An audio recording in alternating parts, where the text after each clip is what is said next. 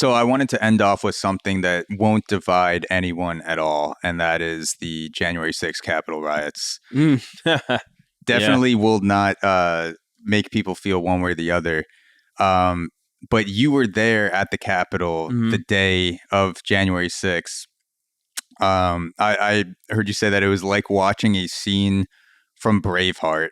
And I mean, that just watching the footage from that day and the similar images pop into my head where it's like Braveheart or World War Z with the zombies climbing up the wall, like people climbing up the Capitol. Mega big budget action, scenes where there's just a lot of people doing a lot of craziness, That's what it felt like, initially. Could you be so kind as to walk me through that morning for you of January 6th, just to set the vibe? Sure. Because this isn't just like you're popping into a Trump rally out of nowhere. Like you'd been documenting these for a good bit now. Yeah, probably documented maybe 10, 11, I would say right to far right, rallies or protests.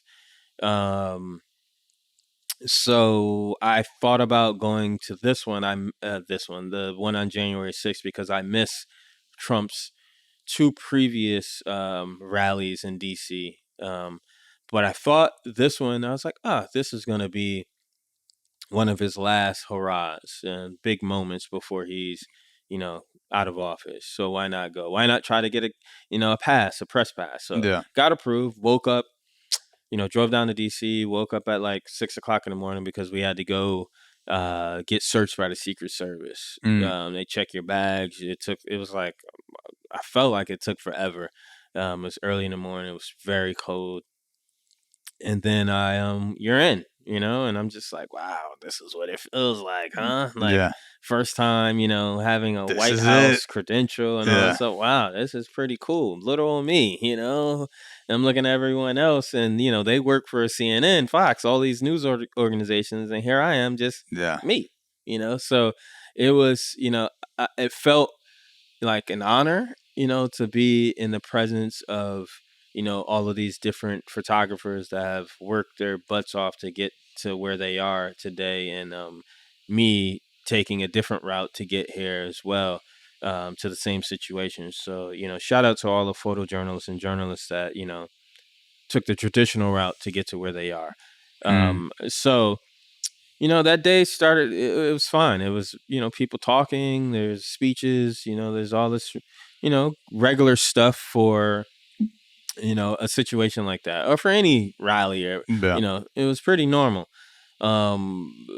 Did you notice a difference in the level of security or personnel this Trump rally versus the other ones? Same stuff. I mean, this one was actually harder to get into because it was in DC and on government property. I guess I've been to his re-election rallies. I went to one in Reading and somewhere else, I forget. But those, I just walked in. You put your, they check your bag and you just walk in, and you're in.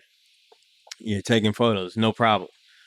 This one was like dogs coming to check you, and they're looking through every bit of everything for you. I guess because it was in DC. Yeah, that was the only the difference. But I didn't think of it as like, what's going on, or this is weird.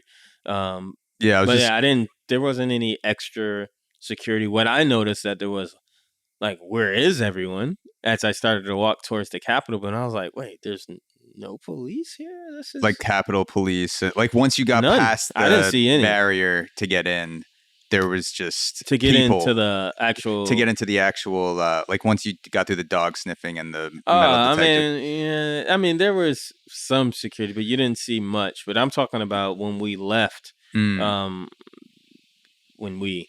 people left the speech, when Donald Trump was done talking and everyone was headed towards the Capitol building, what I did notice is a lack of police officers, on the sidelines. There weren't many around for the amount of people that were there. We're talking thousands of people. Yeah. So in my brain, I'm just like, man, if this was all black people here, I feel like there would be tons of police officers already ready to go, probably in riot gear already. Yeah, and there was just no one there. Not really, not from what I saw. No. Yeah.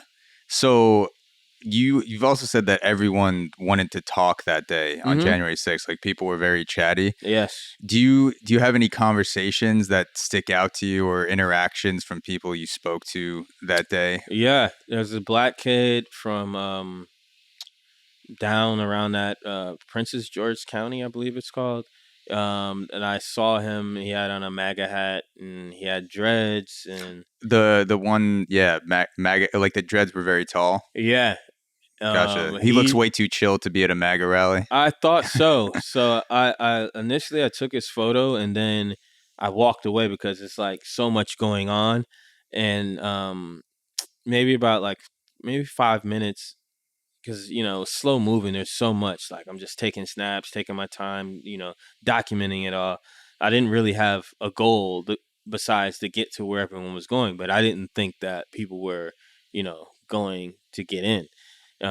So I turned around and I tried to find him, and in my brain, I'm like, I hope I find him. He's gonna stick out like a sore thumb. This black kid, dreads, red hat. I'm gonna find him. So found him, and then I interviewed him as we were walking towards, the Capitol building, and that was a moment that stuck out. I guess that was maybe the first moment that stood out, and then the rest of it is just pretty much all craziness. Yeah. After that, there's another photo I saw. Was it an Orthodox Jew with a Confederate flag shirt or something like that? I forget what shirt he had on. And that was at a rally. That wasn't January 6th? No, that wasn't January 6th. But yeah, I think he lived Brooklyn guy, I believe. Yeah, and he told me, yeah, I'm Orthodox Jew, and he had on the Confederate flag. I was like, shirt. does he know he's wearing the jersey of the other team? Like, what is what is going on? Yeah. Yeah, he wasn't very talkative. He was fine with photos, but trying to talk to him, and he wasn't really, into chit chat. So there's one photo you have where people are scaling the Capitol wall, and they're on the top banister, it looks like, already, and then there's other people. It looks like there are ladders somehow that got in there. They're fucking like climbing up the side. Like, what is going through your mind at this point when you see people that are actually starting to rush the Capitol building? That I'm going with them. I need to. You got to saddle up. Yeah. Like, it's the job. The thoughts are like, how do I get to where they're going? I need to I need to be exactly where they are. This is a moment. But I don't know how big of a moment this is. But if they're climbing up there, I'm going to go with them. And that's exactly what I did. Yeah. The photo of the Capitol Police guy that's holding the American flag, I don't think I've ever seen a photo of someone's face that looks like more fear than that guy. Like, it legitimately looks like, I think I'm gonna die. Must be talking about this one, Fanone. yeah. Oh yeah, he's not holding that flag. Someone else is holding that flag. Actually, okay. He wasn't holding anything. Yeah, he's just trying to get the hell out, I guess. They dragged him down from where he was, where they were positioned in the, I guess, hallway, and they dragged him out, and they were telling, kill him with his own gun, and he's screaming, "I have a family, I have kids," and yeah, I've never seen a police officer, look more scared and vulnerable, I guess, than that day. That shot is, man, probably, I would say, out of all the shots from that day, that's one of the iconic shots of January 6th. There's a bunch of them. There's quite a few iconic shots. It was hard not to get a bad shot that day as a photographer. Yeah. But that particular shot is one of the ones that one of those ones. Yeah. Did the FBI or any organization ever reach out to you just because you had so many photos of people? Yes. And they were like, give us, hand it over? Or they can't do that. They can't? Okay. No. That's good. That means we still live in a I guess if democracy. they could have, but they didn't. They asked me to testify but they would have had to get special permission because I'm a journalist. Mm-hmm. But I kindly said no because I didn't want. I necessarily didn't want to become involved on that level. Um, that's not what I signed up Yeah. for. I guess, and like I felt like they've seen the images. It's all there. Um, I've said the story a million times through interviews. Yeah. The same story is consistent. So I'm like, I necessarily didn't want to be involved on that level. There's times that I do think about, like, man, should I have done it? But I guess ultimately, what I didn't want is the attention from.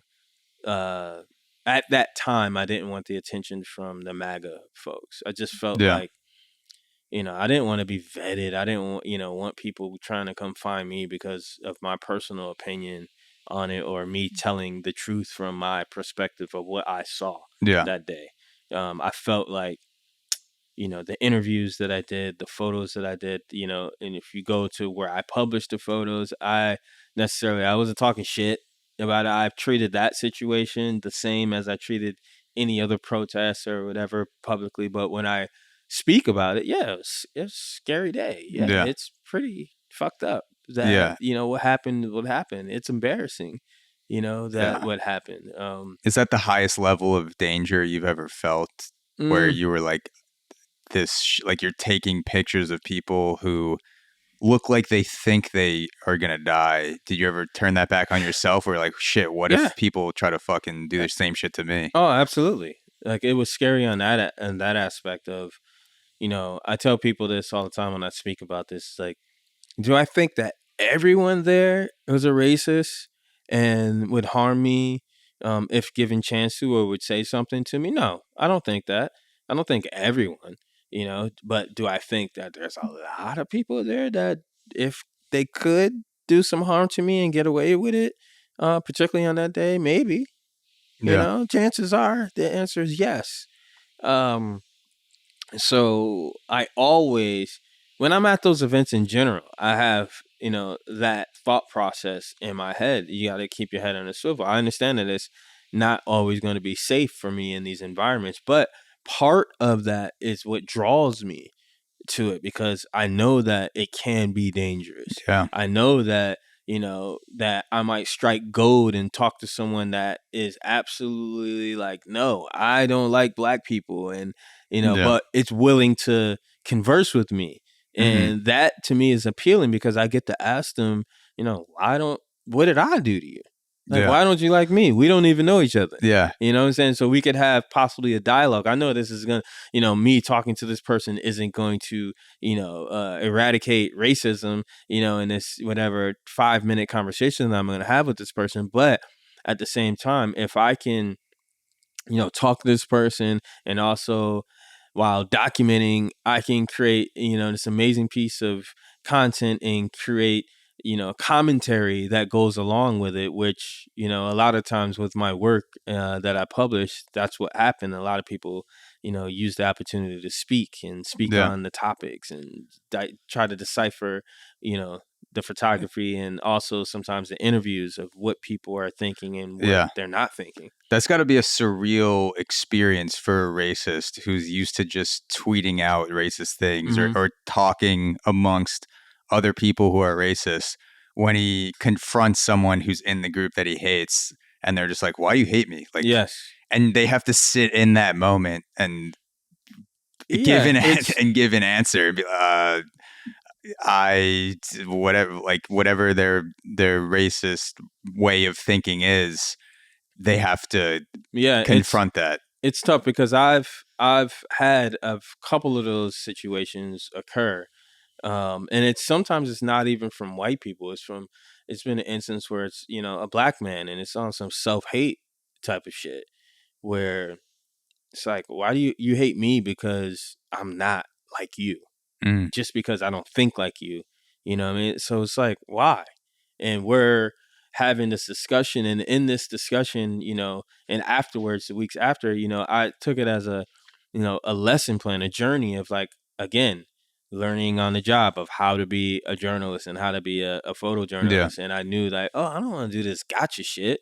I just want to talk to people and I want to hear Yeah. their opinions and I want to learn. And also I want to, hopefully they can take the opportunity. Maybe they don't talk to a lot of Black people. Maybe they don't know a lot of Black people in their life. They could take the opportunity to ask me a few questions too, Yeah. if they choose to. But I'm mostly here to listen and learn from you, your experience, and also share this experience with my audience. Yeah.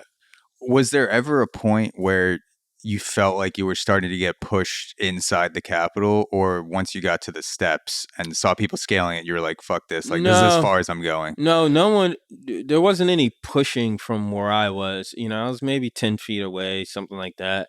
There was one instance where I thought people they were going through from my Yeah. side. And I was prepared to go, and it's like, oh, they're not going in. It just kind of stopped. If they went, would you have followed them inside? Absolutely. Yes. Hell yeah. Yeah, I didn't know that people were already in. I didn't Yeah. know that that woman got shot and killed. I didn't. There were rumors. You don't believe everything. You hear someone said, "Oh, someone got shot. They killed her," and it's like, okay, like I can't look this up right now. So yeah, at that time, you're not like No. scrolling your Twitter feed being like, No. holy shit, you're just seeing what you're seeing in front of you. But I knew as a photographer, once I got to the top, I knew that this moment was, the world was looking at this moment. This, at that moment, whatever time it was, I understood the gravity of the situation, that this is the most important thing happening in the world right now. The craziest thing, one of the craziest things. Obviously people go through a lot of craziness in the world, but one of the craziest things in the world is happening right now, and I'm having, I don't even know if pleasure or opportunity to document it, from my perspective, being a Black man in this super majority white situation of far right folks that think that they want to, they're going to overtake the Capitol. Yeah. And a lot of people did go in and, do what they had to do. And here I am, able to document this. Sometimes safe, sometimes I felt, unsafe, but for the most part, I was unbothered and I was able to go through it unscathed and document this amazing, Yeah. unfortunate moment in American and world history.